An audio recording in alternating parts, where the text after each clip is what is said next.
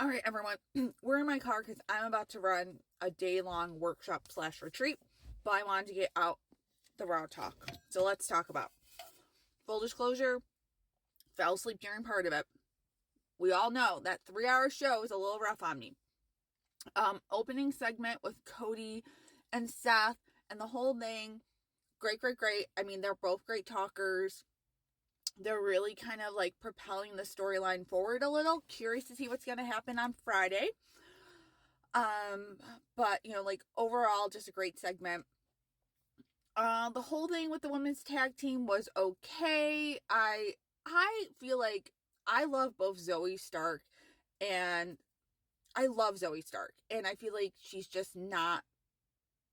I feeling like she's getting lost. I feel like that's the issue with the women's division. I feel like people are getting lost. Now, like I knew Dakota Kai was going to turn her back on Bayley. Surprised it happened at SmackDown. Thought for sure it was going to happen at WrestleMania. But it kind of makes sense because she is the talker of that group, right? Like they need someone in that group who can like do some promo work, and she can do it. So curious to see what's gonna happen there. I just feel like Kabuki Warriors are just kind of like, I don't know. I'm just about them. I'll be honest with you. And that's okay with me. Moving on, I thought the backstage stuff with Adam Pearce was really good. I love Adam Pearce in this role. I don't know. I just feel like he's moving chess pieces and he's not really saying, and I just kind of love it. So I'm just super excited for him. And I love that role. I liked all his backstage stuff. I will say that. Like, where has Ricochet been? He just like magically reappears on TV. I was like, oh yeah, you go here. Yeah, you're a part of this. Curious to see what's going to happen with the Gauntlet next week.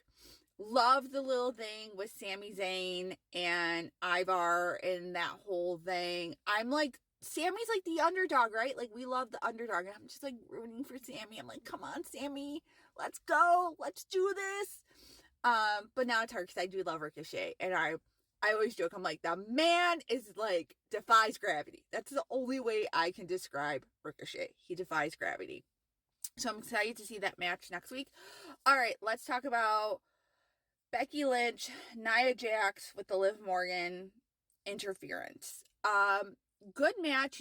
I honestly thought Becky was going to win that match because I think one of the things they have to do in the next few weeks is just remind everyone that Becky is a badass and that like she can actually take on maybe Rhea Ripley. Like we need that. I need that like reminder that like, no, she's a top contender and she can bring it. Because I feel like they built Rhea out to be this insanely big figure. Because she is a superstar. She's amazing. She looks great. But then you get into this position of, okay, who is going to beat her? Or who is believable, right? Like that's the thing with Gunther. You always kind of believe he's almost going to lose. And then he doesn't. You know what I mean? Gunther's match was, he just annihilates people. That's just how it is. The one thing with that match I would say is as they were walking out, I'm like, well, they're both kind of bad guys. So I don't know who I'm really cheering for. That was a little weird to me, but that was my thoughts. Like I said, Intercontinental Gauntlet, curious to see how that works out. Could see reasons multiple people in that gauntlet could win and go on to that event. All right, let's talk about Jey Uso. So, that whole thing, I love the Cody coming out. I feel like they're really building this us versus them mentality a lot with the Bloodline and with other wrestlers. And I find that very cool. And I'm enjoying that. I love that, like, first, like, Cody beats up that. But, like, why didn't Seth come out and help with, Jay? Like, what's going on? Where's Seth? Where is Seth? He was there earlier. But, I also think they need that because they're building brother versus brother for WrestleMania. For sure. Cannot see it any other way. And Drew McIntyre just looked like a freaking beast. He's just they make him look good every single time he's out there, and I am here for it. A couple other noteworthy things. The tag team match, I'm just kind of not that excited about Judgment Day anymore. Interesting because they did put Rhea backstage with them, and like she posted some cute things about Dom Dom, and I love.